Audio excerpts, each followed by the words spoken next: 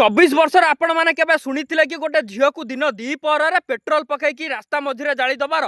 24 वर्षर आपण माने केबे सुनिथिले कि गोटे झियो को गोपालपुर बेलाभूमि रे ता बॉयफ्रेंड आगे रे ताकू बांधी की गण दुष्कर्म करिवार। 24 वर्षर आपण माने केबे सुनिथिले कि जगतसिंहपुर रा सदर थाना अंचल रे गोटे झियो को ता घर पाखरु टेकी नै कि गण दुष्कर्म करिवार।